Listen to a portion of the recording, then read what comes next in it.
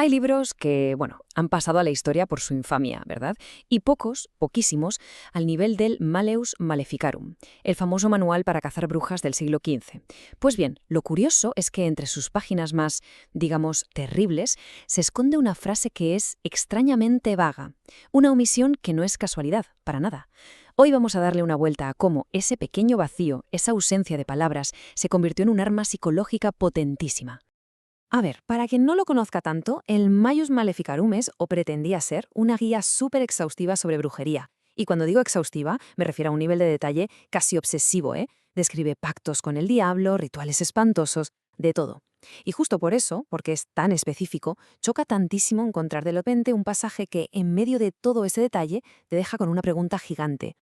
Y aquí está la frase en cuestión. Dice algo así como, y así, las mujeres, para provocar cambios en el cuerpo de otros, usan a veces ciertas cosas, que van más allá de nuestro conocimiento, pero eso lo hacen sin ayuda del diablo. La clave, claro, está en esa expresión, ciertas cosas. ¿Qué cosas? No lo dice, no especifica nada, simplemente deja caer la idea de que existe un poder femenino, capaz de alterar cuerpos. Y ojo, que aquí viene lo más importante, un poder que funciona por sí solo, de forma autónoma, sin que el diablo tenga nada que ver.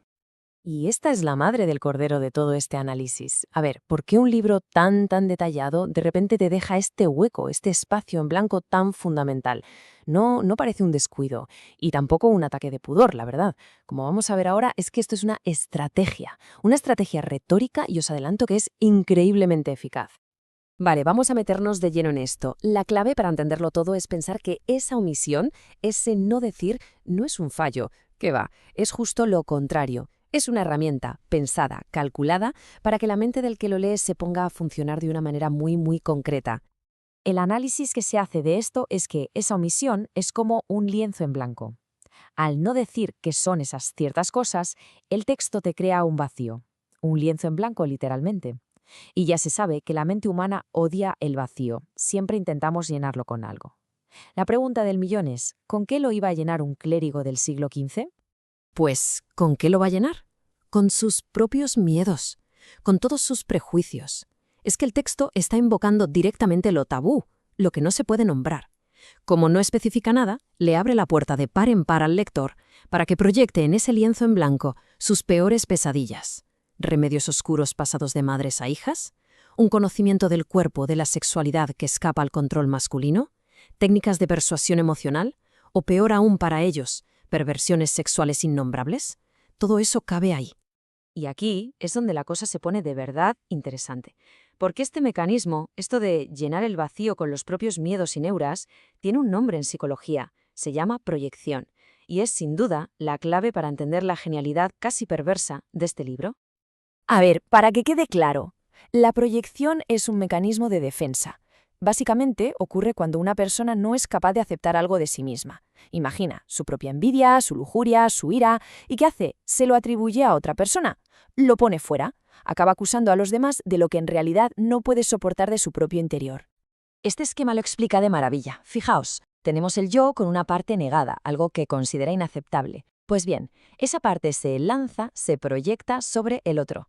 El resultado, una distorsión total de la realidad. Se empieza a ver en la otra persona justo aquello que en el fondo es de uno mismo. Perfecto. Pues ahora que tenemos claro el concepto, volvamos al Malleus Maleficarum, porque vamos a ver cómo este mecanismo psicológico se convierte en un arma letal en manos de un inquisidor. Y aquí volvemos a un punto que es crucial. Recordad, el texto dice que este poder funciona sin ayuda del diablo. Esto es importantísimo. Al decir esto, al separar ese poder del demonio, lo que está sugiriendo es que es algo intrínseco a la mujer, que no es una corrupción que viene de fuera, no, es la propia naturaleza femenina la que es peligrosa, la que es perturbadora para la mentalidad de la época. El peligro, por así decirlo, ya está en la propia carne. Este contraste lo deja clarísimo. El texto, literalmente, solo dice ciertas cosas, una expresión hueca, vacía, pero el lector, que está condicionado por toda su cultura, por sus represiones, por sus luchas internas, proyecta en ese hueco todo un universo de ansiedades. Ahí mete la lujuria, el miedo a la pérdida de control, el pavor al poder femenino, hasta la castración simbólica. Y claro, esto tiene una consecuencia terrible, y es que este mecanismo de proyección ofrece la coartada perfecta. La responsabilidad de los propios pecados, de los propios vicios, ya no es de uno mismo, no. se puede trasladar, y además cómodamente, a esa supuesta influencia maléfica de la mujer. La culpa, al final, siempre es de la otra. Así que, si lo pensamos bien, la verdadera fuerza de este pasaje no está en lo que dice, sino justo en lo que no dice, en lo que calla. Es un ejemplo, de verdad, magistral de lo poderoso que puede llegar a ser el silencio, la omisión. Todo empieza por ahí, por la decisión de no describir una práctica concreta, por el silencio, por la decisión de no nombrar, de no ponerle cara a la amenaza. Y con ese silencio se fabrica una amenaza abierta, una amenaza que, al no estar definida, se vuelve abstracta, enorme y, por lo tanto, mucho, mucho más aterradora que cualquier cosa que pudieran haber descrito con palabras. Y entonces cada inquisidor llena ese vacío con lo que lleva dentro, con sus propios odios, sus miedos, sus prejuicios. La maquinaria se pone en marcha. El libro se convierte en una especie de espejo oscuro que le devuelve al lector sus propios demonios, pero con una vuelta de tuerca. Ahora están legitimados, disfrazados de sospecha razonable contra las mujeres. En resumen, el Maius Maleficarum lo que hace es activar toda una maquinaria de proyección. No es un libro que solo informa sobre la brujería, no, va mucho más allá. Convierte al que lo lee en parte activa de la acusación, arma su propia mente contra los demás, y sus perjuicios personales pasan a ser pruebas de culpabilidad. Y todo esto nos lleva a una última reflexión que creo que es inevitable.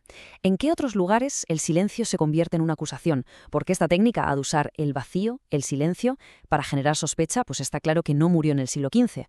Nos obliga a plantearnos dónde más vemos hoy en día que la falta de información, la ambigüedad, se usa no para dar el beneficio de la duda, sino directamente para acusar. Una pregunta que la verdad sigue tan vigente hoy como entonces.